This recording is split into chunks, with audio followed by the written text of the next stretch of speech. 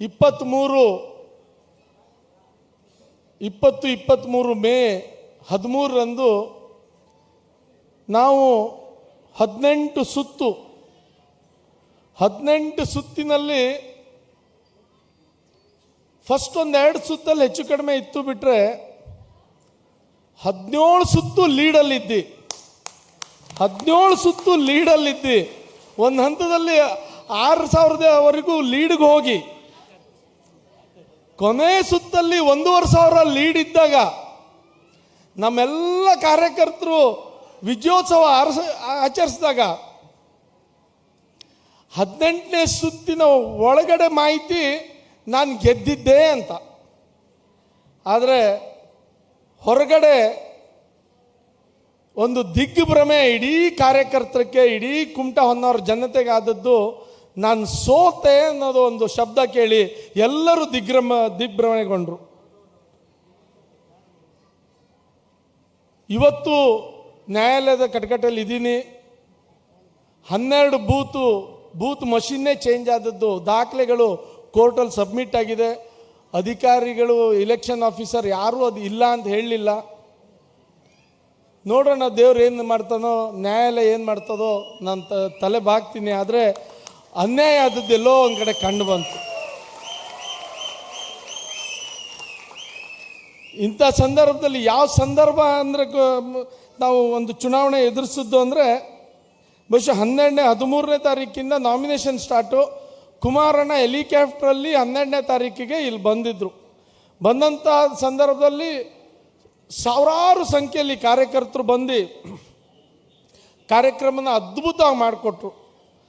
ಚುನಾವಣೆ ಸಂದರ್ಭದಲ್ಲಿ ಕುಮಾರಣ್ಣ ಇಡೀ ರಾಜ್ಯ ಪ್ರವಾಸ ಮಾಡೋದ್ರಿಂದ, ನಿಖಿಲಣ್ಣನೂ ಬೇರೆ ಬೇರೆ ಕಡೆ ಹೋಗೋದ್ರಿಂದ ನನಗೆ ಆ ಚುನಾವಣೆ ಸಂದರ್ಭದಲ್ಲಿ ಒಂದು ಸಲ ಬಂದುಬಿಟ್ಟಿದ್ರೆ, ಕುಮಾರಣ್ಣ ಯಾವಾಗೂ ಹೇಳ್ತಾರೆ, ನಾನೇನಾದರೂ ಮತ್ತೊಂದು ಸಲ ಕುಮಟಾ ಕ್ಷೇತ್ರಕ್ಕೆ ಬಂದುಬಿಟ್ಟಿದ್ರೆ ಇವತ್ತು ನಾನು ಸೂರಜ್ನ MLA ಕುಳಿಸ್ಕೊಂತಿದ್ದೆ ಅನ್ನೋ ಒಂದು ನೋವು ಇವತ್ತವರೆಗೂ ಕುಮಾರಣ್ಣನಲ್ಲಿದೆ.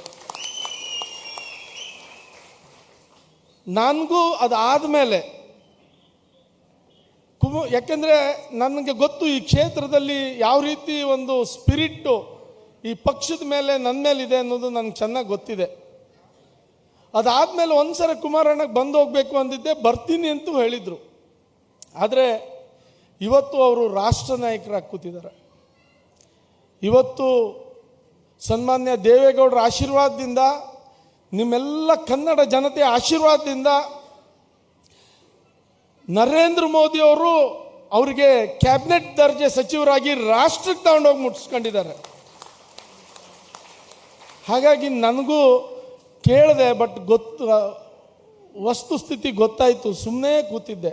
ಆದರೆ ನನಗೆ ಗೊತ್ತಿತ್ತು ನನ್ನ ಕ್ಷೇತ್ರದಲ್ಲಿ ಎಷ್ಟೋ ಜನ ಇವತ್ತು ಪ್ರೀತಿ ಮಾಡ್ತಾ ಇದ್ದಾರೆ, ನಮ್ಮ ಜೊತೆಗಿದ್ದಾರೆ. ಆದ್ರೆ ಅವರಿಗೆ ಯಾರಾದರೂ ಬಂದು ಮಾತಾಡಿಸ್ಬೇಕು ನಮ್ಮ ಹಿರಿಯರು ಅಂದ್ಕೊಂಡು ನಾವು ವಿಲಿ ಒದ್ದಾಡ್ತಾ ಇದ್ದೆ.